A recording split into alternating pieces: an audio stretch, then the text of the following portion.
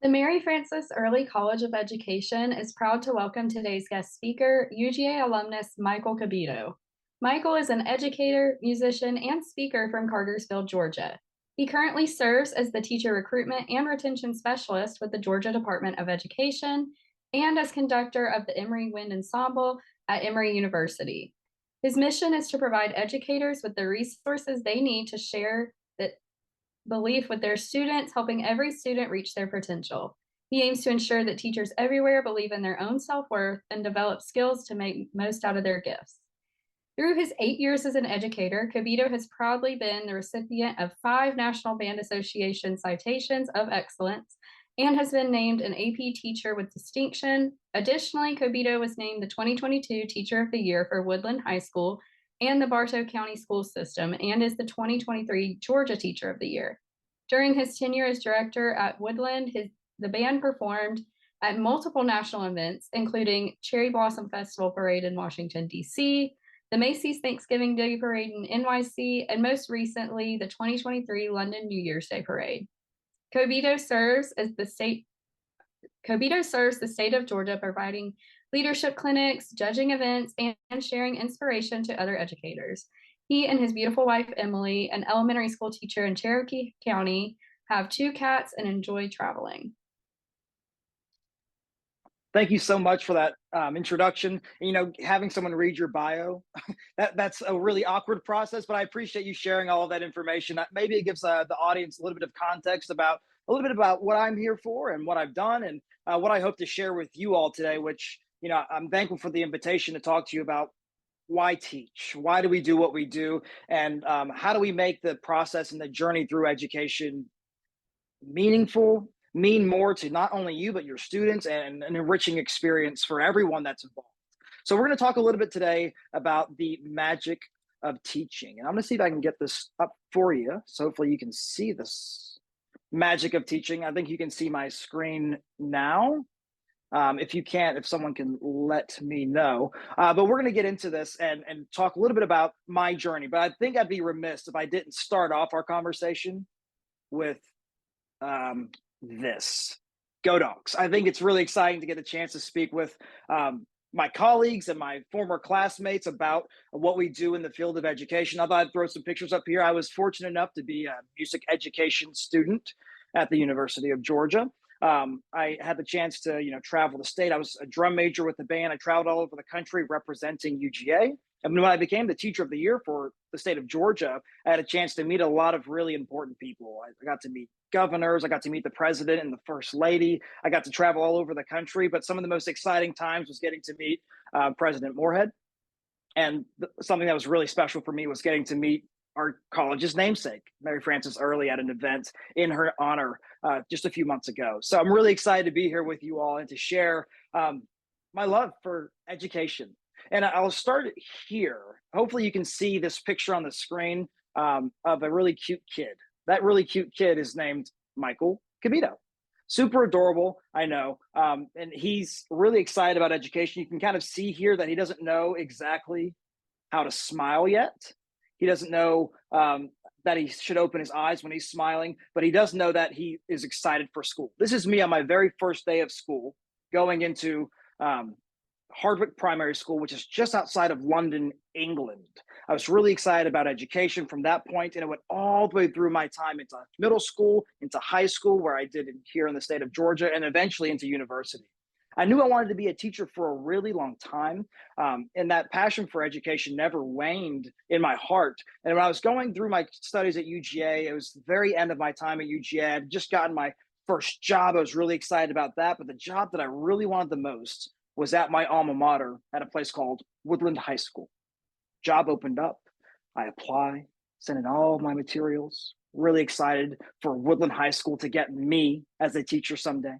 I go through the interview process. It's going really well. I have a final round interview with the principal. His name was Dr. Dickey. And Dr. Dickey and I are talking through this interview. And the very last question he asks me, he says, Michael, this has been a great interview. I really have enjoyed having the chance to talk with you today. My question for you is, of the 3 R's of education, which one is the most important and why? being me, I had never heard of the three R's of education. I didn't know what they were. I didn't know what they meant. I didn't know what it stood for. So I just started to kind of ramble. I just started talking about things. Dr. Dickey, I think the three R's of education are all equally important. Yeah. So we've got the ideas of reading, writing, and arithmetic. That's what I thought the three R's of education were. Fortunately, Dr. Dickey was an educator and he had the chance to kind of inform me that maybe I had been misled. And he taught me about what the three R's of education actually were. So after that lesson and that little moment of embarrassment, I learned about the three R's of education, and I had the chance to really dive into those and shape my philosophy around what we do. So as we get into this point where I'm going to talk to you about the three R's of education, what they mean to me, and give you some tips and tricks on how to maximize that in your classrooms, whether you're in a classroom right now getting a doctoral degree or a master's degree, or you're an undergraduate that's about to go into the classroom for the first time. As we talk about these three R's, I'm going to give you some things that are tangible, some things that maybe change the way you think about things, some things that maybe inspire you to think. The first one here is rigor. And rigor is really important to me. I'm a musician. I taught music for a very long time. And the rigor of what we do as musicians or as scientists or as literature majors, those things that go into what we do, we have to have the highest level of rigor for ourselves personally to make sure we are effective for our students. And as you look at the definition that you can see on your screen, the definition of rigor might not be what you think it is. Extremely thorough, accurate, and exhaustive. Not exhausting, exhaustive, which just means it's comprehensive, it's thought through, and it's intentional. So when we talk about rigor, I'll show you another picture of another version of a cute Michael Cabito. This is Michael Cabito on his first day teaching. I walked into Noonan High School where I started my career, and I was so excited about everything going on. I knew those kids were going to have a great experience because of me, so I thought. But that first week of pre-planning, my goodness, the amount of plans and protocols and different programs that I had to learn how to implement while trying to figure out how to teach a bunch of kids that I'd never met and that had never met me and that actually kind of looked like me because we were about the same age. That was a lot. That was overwhelming. But fortunately for me, the rigor of what I practiced in school and the mentorship I had while I was getting my first job allowed me to get to a place where I felt comfortable. And the word of advice that I got at this point in my career, this day, where you can see I still don't really know how to smile properly yet. You can see nothing but fear in those eyes. What I learned that day, what I heard that day, my principal came up and saw me making this face. He said, teaching doesn't get easier, you just get better at it. Right. And that's the idea for life. It doesn't get easier. You just get better at negotiating and navigating all the different situations and circumstances. So for those of you that are going to be early in your career or you're halfway through your career or wherever you are, it's not meant to get easier. You just get better at figuring out how to manage all the different expectations. But as we talk about rigor and these ideas here, I want to go through a couple of other words that I think we kind of misconstrue. We talked about exhaustive versus exhausting. Here's another word that I think we misconstrue that might help you with your work-life balance as you get to that point.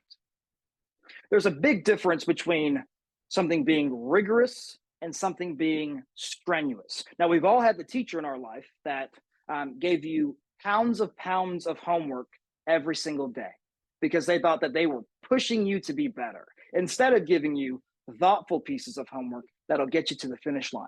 I remember I still hear about teachers that are bragging about how many papers they have to grade every single night.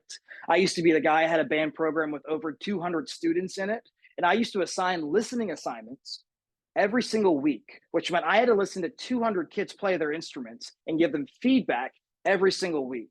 That wasn't rigor, that was strain.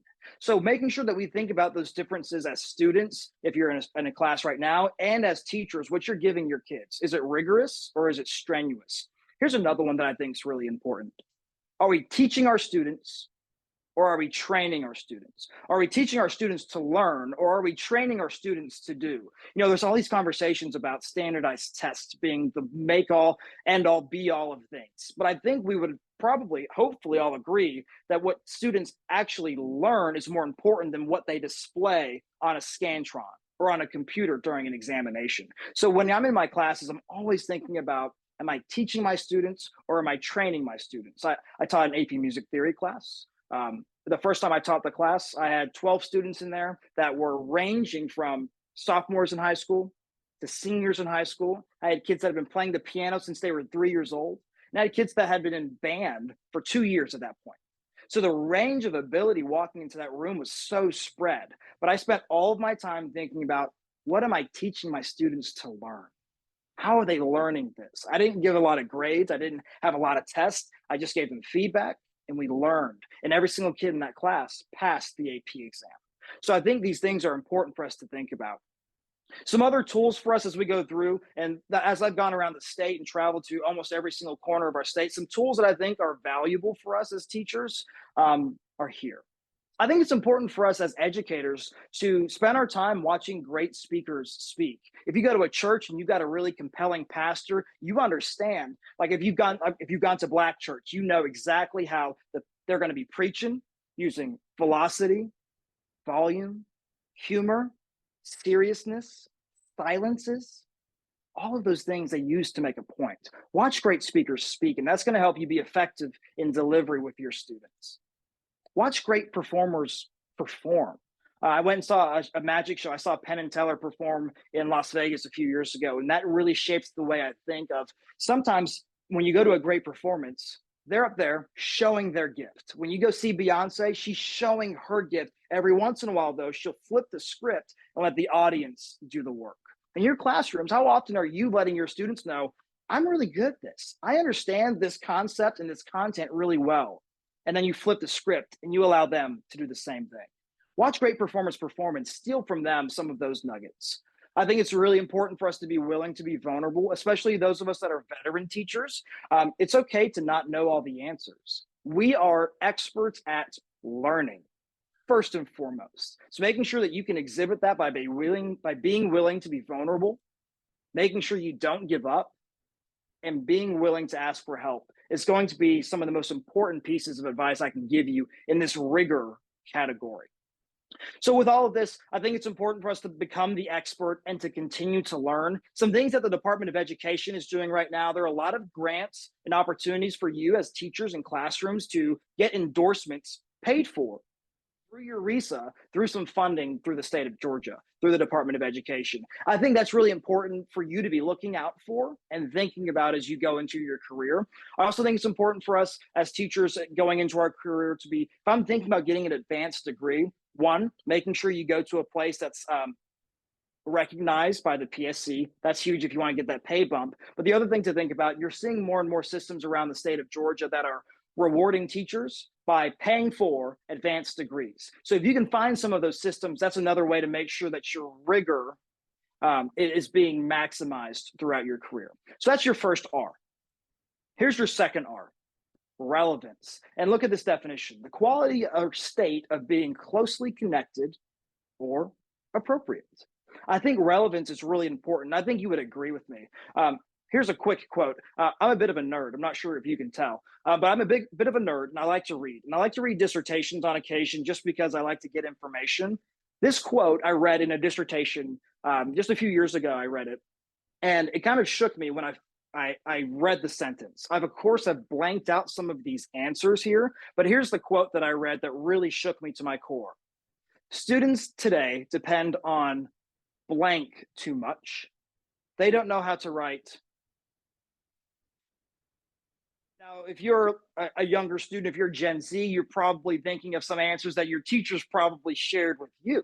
Or you're probably thinking about what your little brothers or little sisters are thinking about, or what they're experiencing, what they're not able to do because they depend on blank too much. If you're my age or older, you probably have many different variations on this answer.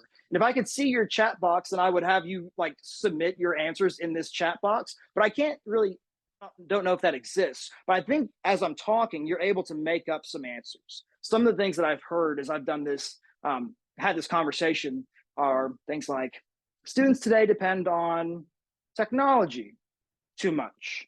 They don't know how to write a complete sentence. I've heard students today depend on their phones too much. They don't know how to write cursive. I've heard students today depend on technology too much. They don't know how to read an analog clock. Like there are lots of different conversations that we can have. Students today depend on their teachers too much. They don't know how to think independently. Those are some of the blanks that I've heard filled in for this particular conversation. But here's what the dissertation that I read actually said. It says students today depend on too much. They don't know how to write on a slate without getting dust all over themselves. For those of you that are young like me, I did not know what a slate was. A slate is like a blackboard with like the chalk and stuff. So this person continued to go on. They said they can't clean a slate properly. What will they do when they run out of paper? Now, you're probably thinking this is ridiculous. And I only read this a few years ago, but it was written by a principal in the year 1815. So why do I bring these things up? I think it's important for us to stay relevant, stay on top of things, understand that things are going to change, and remember that we are experts in learning first and foremost. We've got to continue to learn and grow with the way society takes us and allow ourselves to help shift and shape that. Now, when I talk about this every once in a while, people get a little bit perturbed by these conversations, but I want to continue and just kind of help frame this idea of relevance a little bit further. If you look in the corner of your screen, you should see what looks like hieroglyphics. This is what we used to communicate like 10,000 years ago. Fast forward to about 1,000 years ago, we start using papyrus and quill and ink, or pen and paper if you're more like me and want to use the simple versions. Then we would communicate by using this rotary phone, which most of you probably have never seen unless you were watching a movie. The rotary phone was the way we communicated, say, about 100 years ago, that was invented. And then you fast forward to this, which none of you use, but all of you use a version of it, a typewriter, which is about 70 years ago, this was brought into our world. So if you look around the map, if you look around the screen, you can see an evolution that has been exponential in its rapid nature. 10,000 years to 1,000 years to 100 years to 70 years. Things are moving quickly. If you need some more information to help convince you that this world is going to continue to evolve and you've got to work harder to stay relevant, here's another one. Most of you in this call have never used this platform before. This platform is called MySpace. If you've never used it, that's okay. Those of us that have, you remember having your best friend be Tom. You remember having your favorite song and your top 8 friends. You remember all the drama that came with that. But once MySpace no longer was important, we moved to Facebook. And a lot of you, I can tell, I think your 2 ambassadors are probably agreeing that Facebook is probably for old people like me. I'm a Facebook guy. But that's an old news thing because a lot of people moved to Instagram. That became much more popular and much more important for a lot of people in these younger generations. But I think we all would agree that the one that is the most captivating is TikTok. So this evolution, that started maybe 20 years ago, and we've gone through so many platforms. So all of that to say, staying relevant in everything that you do as an educator and as a human being is incredibly important. We've got to keep learning. We've got to keep thinking. We've got to keep challenging the status quo. And we've got to be willing and able to understand those that are different than us. So I'm going to go through a quick chart. A lot of people don't know a lot about the generational differences that exist in the world and the social science that goes behind it. So I'm going to go through a really quick chart with you, just kind of give you an idea of the people you'll be working with. In education, whether you think about it or not, you'll probably never think about it differently after I tell you this sentence. Education is one of the few industries that involve every generation living on Earth. We've got the young ones in our pre-kindergartens that are in that youngest generation, into our younger teachers, into our veteran teachers, into our superintendents and school board members that are usually more experienced on Earth, to our grandparents and great-grandparents that come in and still are paying their taxes and doing all of those different things to volunteer for our schools. So in our education system, we involve every generation, and being able to understand them a little bit more carefully and more thoughtfully is going to help us be better citizens. So take a look at this chart real quick. Figure out where you exist on this. And yes, I know some social scientists say that millennials start at a different point or baby boomers go into a different point. But take a look. We've got the greatest generation, which was at the turn of that century. We've got we've got the builders, the silent generation. We've got the baby boomers. They're called that because World War II ended, and then 9 months later, there's a lot of kids. We have the baby busters, and that Generation X is called the baby busters because at the beginning of that era is when Roe v. Wade happened and when we figured out how birth control works. Millennials are called millennials for obvious reasons. The Homelanders, or Gen Z, they call that because that's when the Department of Homeland Security was founded. But Gen Z, that's you, most of you. And then Generation Alpha, I've heard some people say that they're going to be called the Coronials, which is kind of cringy to me. But there are a lot of different words that we can use for this. But I want to go through these three different rows here: life paradigm, attitude to authority, and view of technology, just so we can kind of get our minds around what we're going through in our schools and how we can continue to stay relevant. Greatest generation, the seniors, they believed in FS destiny. If it's not conquered yet, it should be, and by us. The builders were be grateful to have a job. And if you look at those years and you know anything about US history, you know exactly why that's their life paradigm. Baby boomers decided that they wanted better. And why were they able to have that mindset? It's because there were more of them than there were anybody else on earth at that time, in terms of generations. So if they wanted something, they'd protest for it, vote for it, and get it. They wanted better and they got better. The busters were real skeptical. They were the keep it real generation. They grew up with a lot of divisiveness in the White House with like Watergate and different scandals going on. So that's kind of what that generation is defined by, according to social science. My generation, millennials, think life is a la carte. We didn't have to buy CDs growing up because we had iTunes. We got to choose the things that we listened to. We got to choose the things that we got to do. And that generational trait has passed on to every generation that comes after us.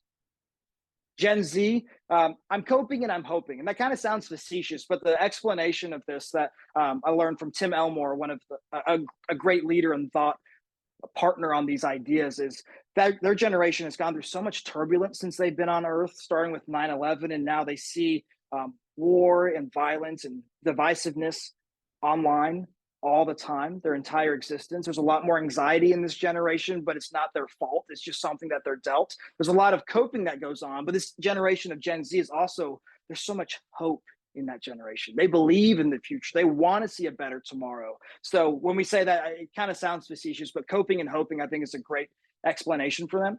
And then the life paradigm of the Generation Alpha, we don't really know yet. We'll find out soon when they can start talking a little bit more. Attitude towards authority. The greatest generation believe you should revere the person in the Oval Office because they're in the Oval Office. Builders were a little bit more, not quite as gung-ho about that. They respected authority, like they elected FDR multiple times during their life, but they respect it, but they don't revere it. Boomers decided to replace them all. We'll vote you out, baby. The busters decided, you know what? I'm going to outlast this president. I'm going to outlast this principal. You've probably heard some of your colleagues or former teachers talk about that. They endure. Millennials decided we want to choose them. That's why you see a lot of political ads during election season targeted at millennials, because we are active and interested in choosing our leaders. Gen Z, don't feel like you need them. A lot of the time we see this because a lot of those students, when I was in school, at least as a millennial, if my teacher said something, I believed it was the gospel. Gen Z, if they hear something that sounds a little bit weird, they can fact check it immediately. And most of the time they do. So we've got to be more honest and think about, they're not being disrespectful. They just have resources at their hands and they're not afraid to use them to find information. And then the Generation Alpha, I think they're going to be skeptical about authority as well, just based on their first couple of years on the planet. And then the view of technology, the greatest generation didn't really have a lot of technology, so we don't need to talk about that. The silent generation decided, you know what, I'll outlive this. These computer things, I'm not really worried about it. Boomers decided to master it. Think about Bill Gates, Steve Jobs. They mastered it and made it something that was going to change the literal world, while the busters decided to make money off of it, which you've seen that as well. My generation were the ones that wanted to enjoy it. That's why you have things like Facebook and Snapchat and Instagram and all of those things. Gen Z, I know for me, when I was in the classroom, I had a lot of students that were figuring out how to hack everything, which I'm not sure why that was a trend, but it was. And then I think that Generation Alpha is going to be one that can't live without technology. So as you look at this chart, it's a lot of information on there, but hopefully you're hearing things ding in your mind of, yes, that makes sense. Oh, I've seen this. Yeah, that actually really defines me kind of perfectly, or I'm kind of an outlier. I'm not quite like that, but many of these things in this chart can be related to all of us. So I say all of that to say, you've got to stay relevant. You've got to be thinking about How is my life position, my lifestyle, my life thought, how is that working together to help me become the best educator I can be? Staying relevant also includes being great ambassadors for what you do in schools. Some of the things that your ambassadors were talking about at the beginning of this session, that advocation is really, really important. So as teachers, I encourage you to go to conferences as much as you can so you can stay relevant and on top of the different things that are coming out. I encourage you to be engaged with your organizations like PAGE or GAE, the different educator support organizations. That's going to keep you informed and help you stay relevant on what's going on politically too. You probably heard about a lot of teacher pay raises that have happened recently. There's another one that just got approved in the budget for another $2,500, not bonus, but step increase for teachers. There are a lot of things like that that you need to stay active and relevant and engaged on. So stay relevant. And the last R that we're going to talk about briefly is the most important. And, this is like the lovey-dovey conversation part where it's like, let's just talk about being nice and supporting each other in relationships like that. But I think there's a little bit more that goes into relationships. It's not just about person to person or teacher to student. There are a lot of different relationships that we've got to master and maneuver to make sure that our students feel safe and that our teachers are supported as well. So I'll tell a little story about this. If you remember earlier, I talked about my cute little picture of me in my sweater and my oversized collar, and I didn't know how to smile yet. And that was me on my first day getting ready for school at Hardwick Primary School, right outside of London, England. My family was a military family for the first half of my life. So we moved around. I was born in Japan. I lived in Hawaii for a minute.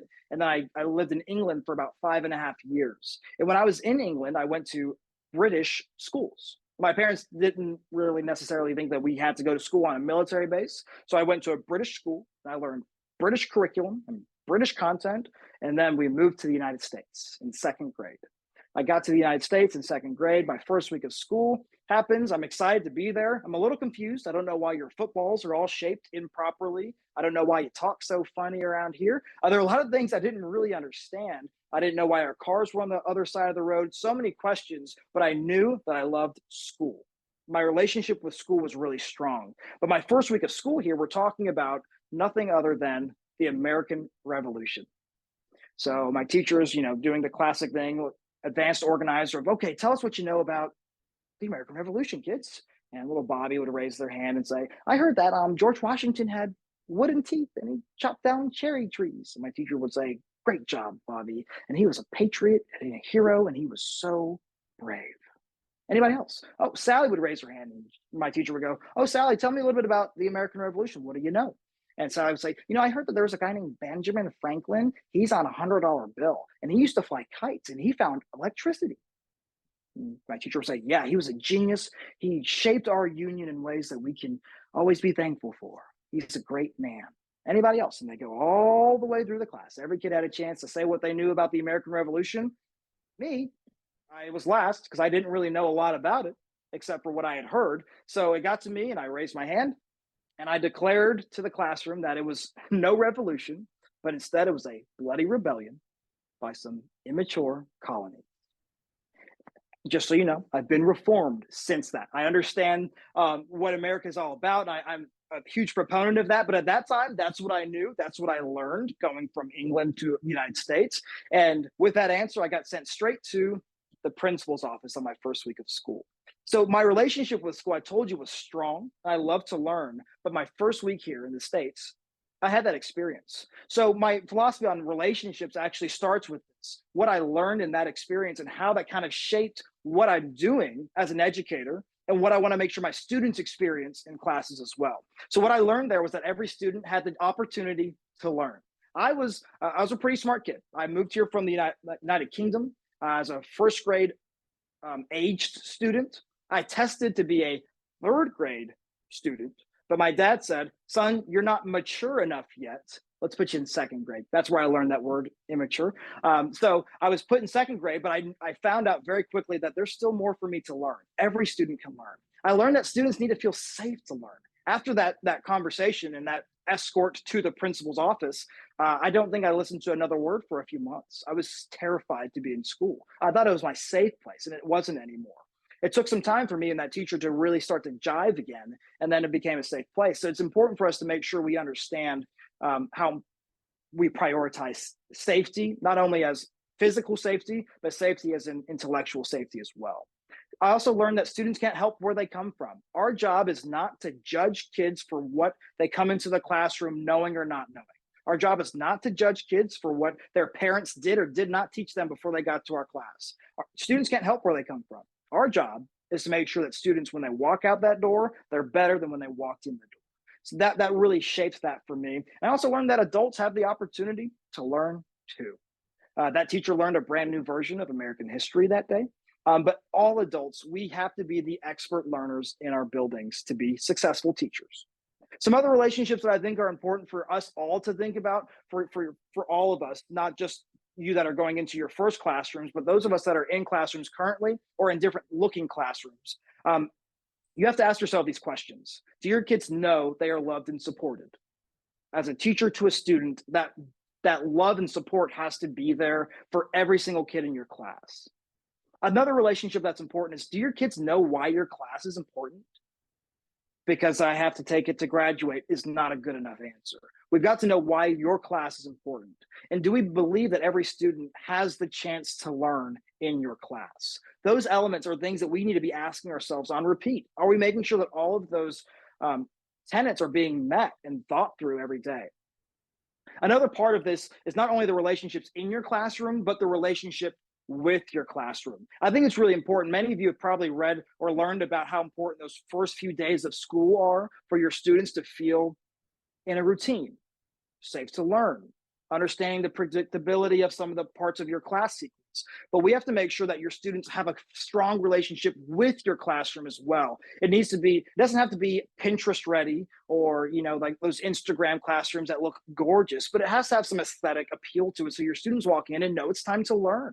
I also think it's important that every single minute of your class has some intention to it. As I traveled around the state last year, I noticed some classrooms where it was super engaged, super rigorous for the first portion, and then maybe it would peter off towards the latter part of class. I think it's important that we find a way to make sure every single minute in that class is thoughtful, intentional, and healthy for kids. I think it's important for us to think about how we end class just as much as we think about how we start class.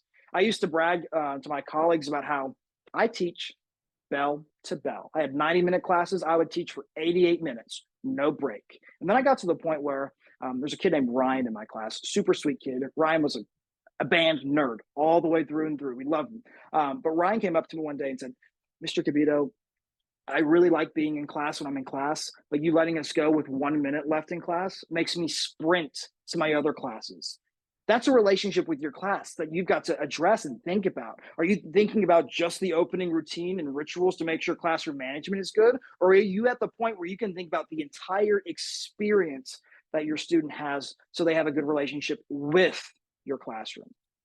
This is also an important one. And the Department of Education is working through some different induction models and induction programs to share around the state, along with different professional learning opportunities that involve more coaching. So you have strong relationships with your colleagues that will promote your own individual growth. So the relationship with your colleagues is paramount. Find a mentor, find someone that's going to continue to push you, but is also willing to learn from you. Those symbiotic relationships are incredibly important. You can see in this picture, that's me and my colleague, Eric Willoughby, who was my high school band director. He was the one that my dream job was to work with him at Woodland High School. He's also a UGA grad.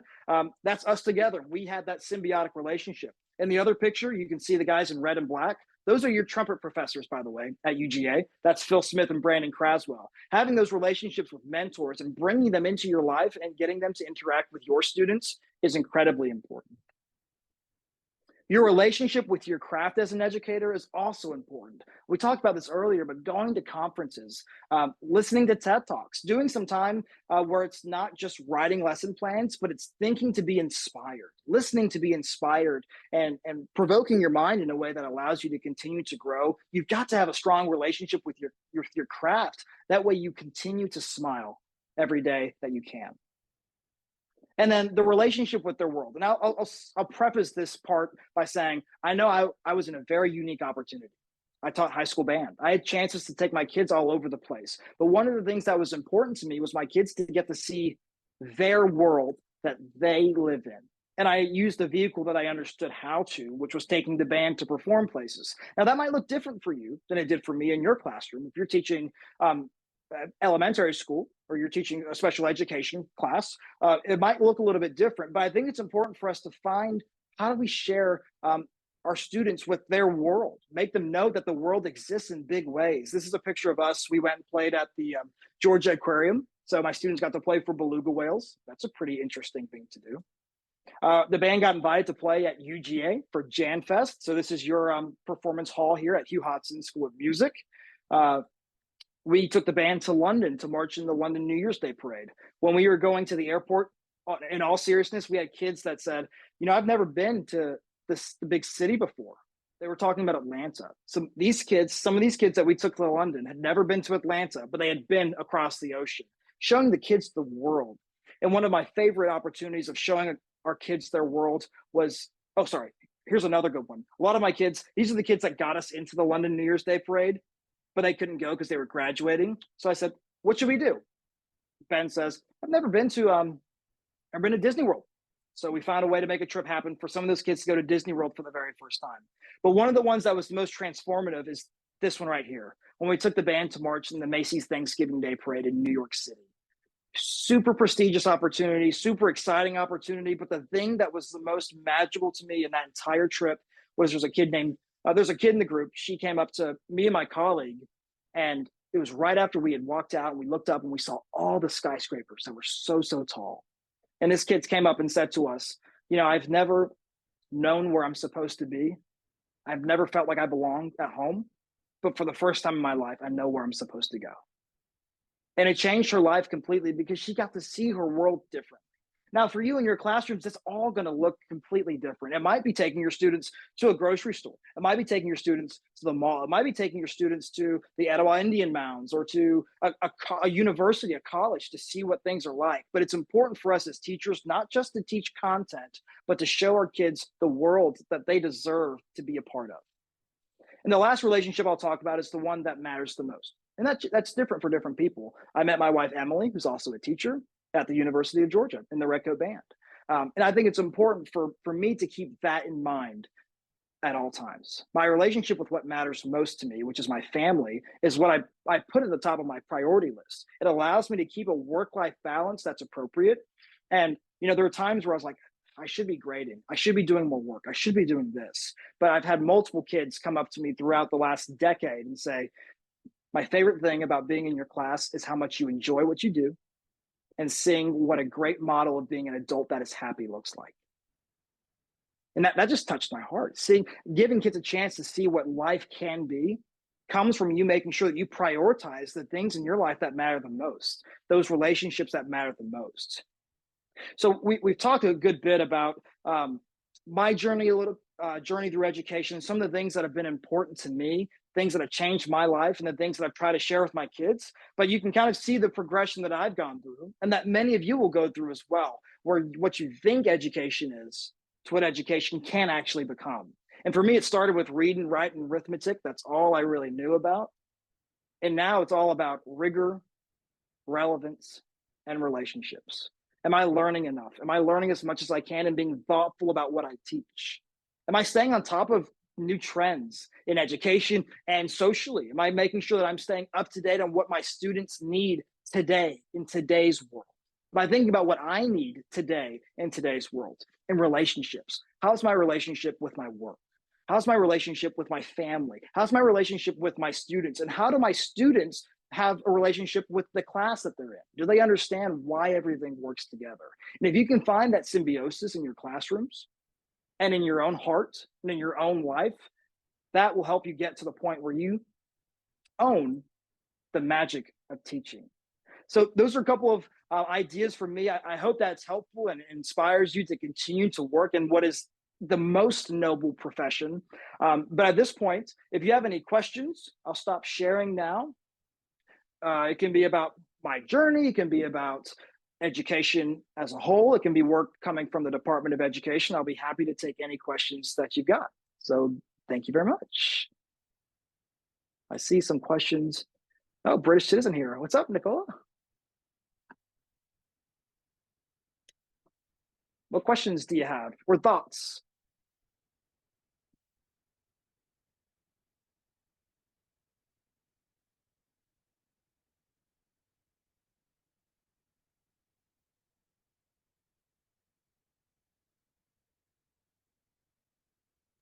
I have a question. Yeah, go Um, ahead. how would you combat sometimes the mundaneness of teaching, especially in Athens, Clarke County, where they're moving towards a more scripted curriculum? Do you have any like tips on how we can um, kind of get through that?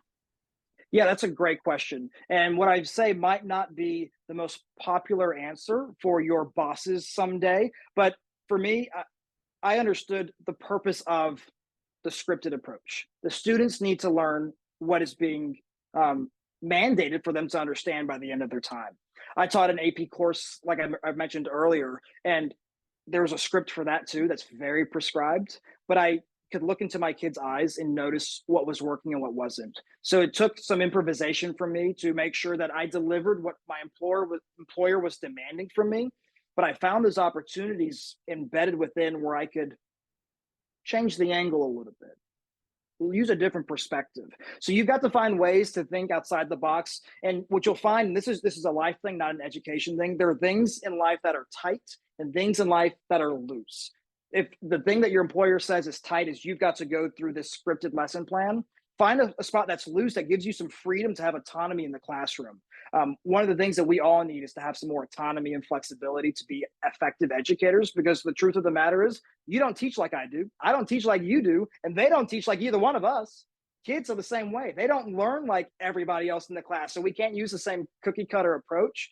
So you've just got to find that genius of and do what's being asked, but find those opportunities. And to be honest, that's the most fun part.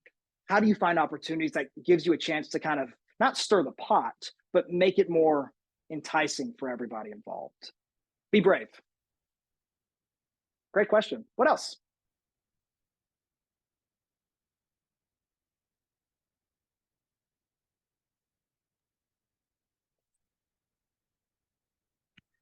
What advice do you have for teachers who feel that they cannot make those important connections with their students? That's a fantastic question. And I'm very thankful for that question. I read a book in college, like a Dale Carnegie book, like How to Win Friends and Influence People. And I know that there's some controversy behind that book. I get that. I'm not promoting or subscribing to, but the thing that I really took away from it was the importance of learning about things that other people like that you might not necessarily like. I do not like to ski. I have no interest in that at all. I'm not very good at it. I've done it a few times, not a fan. But I had a student in my class that loved it, was a huge fan of it. So what did I do? I learned as much as I could about that particular activity so I could be social about it. And I started talking to them about it. I had another kid was a really big fan of NASCAR, fishing, and hunting. Three things that I don't really know anything about, but I made a point to learn a little bit about it. I knew that the race was coming up. I knew the hunting season was about to start. And I talked to, hey, Colt, how's it going? Tell me about this driver. What do you know? And that kind of allowed them to feel like they had permission to get to know me and for me to get to know them. So if you have trouble making those connections, those important connections, it can start with, I'm going to put in air quotes, some of the superficial things, but it's like any relationship. You've got to find a way to enter in a way that's genuine and thoughtful. That way it can expand. I hope that helps a little bit, but making those connections starts with the things that the kids are interested in, maybe not what you are the most interested in. Great question.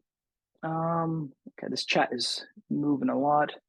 And making the transition to work at the Department of Ed, how do you still maintain your connections to the youth who are so important on your journey? Love that question too. So I teach at Emory University, which is really helpful because I still get to do some teaching, and those students are a little bit older than my high school kids were, but they're close in age and similar in content. But I think it's incredibly important for anyone, if you're working at your district office someday, if you're a principal someday, a superintendent, or the Department of Ed, you need to go substitute teach and find programs or classes that you can get involved in so you can stay the second R relevant.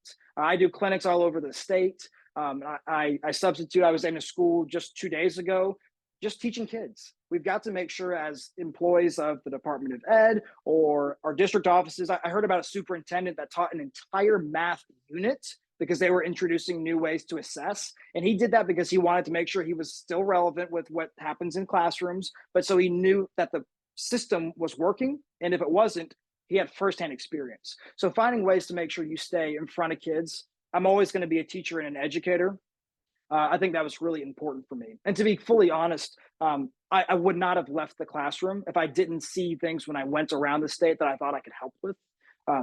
For those of you that don't know, when you're teacher of the year for Georgia, you take a year on sabbatical. So I got to travel the entire state, do speeches and get to see teachers. And I just saw that there are a lot of things that teachers deserve to have more of that they didn't. So that's kind of why I took this role, to try to help teachers get more of the things that they deserve, which is those autonomy, flexibility, funds, etc. Great question. Thank you. What advice do you have for educators as they engage in their work in the challenging political and social climates in schools? That's a tough one. And my answer would be this. Your job as an educator is to make sure that every student in your class has the chance to learn. You've got to advocate for that chance to learn. And you can only do that if you're there to advocate for their chance to learn. So there are different people with different opinions and perspectives on how we push that envelope. I work for a state agency, so I feel like I've got some ability to influence things that are happening in the field of education. But as teachers and educators, you've got to make sure that you are focusing on your students. And when you have those things that are maybe challenging politically, socially, whatever it is, use the avenues that you have that are going to keep you employed. Of course, like, don't do anything crazy, but use those avenues to have those conversations. Are you writing your senators? Are you writing to your representatives? Are you showing up to different events for advocacy? If those things are things that you're passionate about, you've got to show up and make sure those conversations are happening. You'd be surprised how much those people want to hear from teachers and how little they get to hear from teachers. So making your voice heard to all of those people that make those decisions, especially on the local level, school board members, superintendent, and then your state elected officials, that's going to be huge, huge. Besides prioritizing relationships, how do you prevent burnout? That's a great question. That's different for everyone, in my opinion.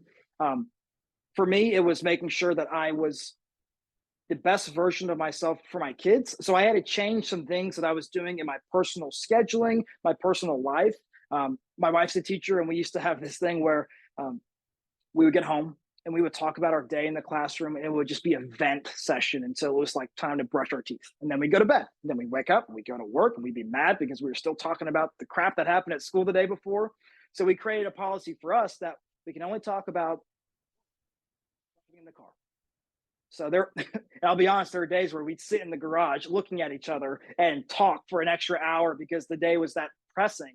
But we would make sure that we set boundaries for us and for ourselves to make sure that, you know, we weren't living in that cycle. It's so easy to get caught in the spiral of negative, and that leads to some of that burnout. But if you allocate your time appropriately and you really think about what you need to take care of, that's going to help. I also think that mental health resources, you know, the Department of Ed has an employee assistance program, which you can get counseling services through. You can actually get like financial advice through. There are a lot of different benefits from that through the Department of Ed. I think taking care of your mental health is important as well. That's a big question. I could do an entire talk on just burnout if you wanted to. And if you want to talk about that more, send me a message. We can connect. But that is my advice for that briefly. What is your advice in continuing to fall in love with the teaching profession? Love that question. Keep learning and learn about things that maybe don't relate exactly to what you do. Some of my favorite parts of my year, I go to conferences every year. I'm a nerd. Remember, that's me. It's my brand. But I would go to conferences. I went to a social studies conference. I went to a science conference. I went to a bunch of different conferences to allow me to open my lens a little bit more. So continue to learn and find different ways to master your craft even more. Well, like I said many times during the talk, the one thing that we are experts at should be learning. We know how to learn. We know how other people learn. And I found that I kept falling in love with my profession, which I'm still so madly in love with, because I just kept going down rabbit trails and learning about different things and finding ways to incorporate that into my classroom. So every single day was different because I had so much new information every single year. So fight the complacency, continue to learn, and don't be afraid to mix it up every once in a while. Just because it's foolproof doesn't mean it can't get better. What recommendations do you have for teachers in making connections where they can influence policy decisions about what happens in K through 12 schools in Georgia? It's a great question. And I appreciate that question for multiple reasons. You need to be joining PAGE or GAE or any of those education advocacy groups. And as you join those, they have opportunities for teachers to serve in policy roles. So there are opportunities for you to be part of their team that comes up with their objectives, legislative priorities. So that's a way to get involved. We also at the Department of Education, I actually run a teacher policy fellowship within the Department of Ed, where I've got teachers from all over the state that come in and they talk about policy, the things that they think are happening, the things that they want to see happen. They have a capstone project where they have to come up with a piece of legislation that they want to propose. We take them all over the state, and we're going to Washington, D.C. for free for the teachers next month so they can learn about federal legislation. But there are opportunities if you want to influence policy. There are so many avenues at the state level. At the local level, I would encourage you to, do you know your board members? Like, do you actually know them? Are you attending your board meetings?